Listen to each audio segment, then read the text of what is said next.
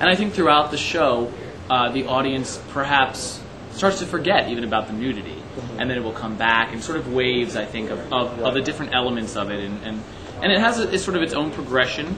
I think ultimately it says, nudity is a great thing. Okay. Let's celebrate it. But then it also gets a little, It gets a little what? It gets a little racy at times, sure. Okay. A little adult.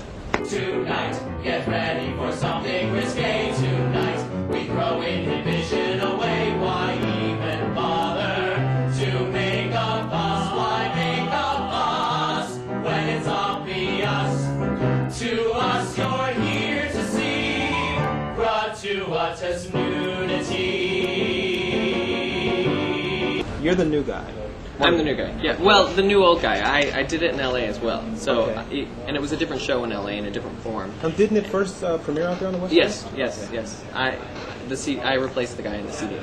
So that was years ago, though. So if you consider the material is almost 10 years old, some of the points aren't as poignant today as I think they were 10 years ago. Right. And it was a new thing then to see these things. Such as the topics of AIDS or... Yeah, and there was another song that was about HIV, and it was, or dying. I don't know that it was HIV specific, but it was called Stripped, and it's no longer, it didn't make it to New York.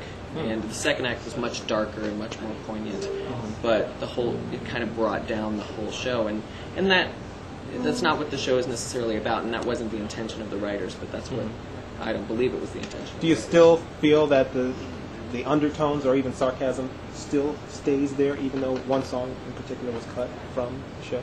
I mean, I see it. I think every number has something legitimate about it.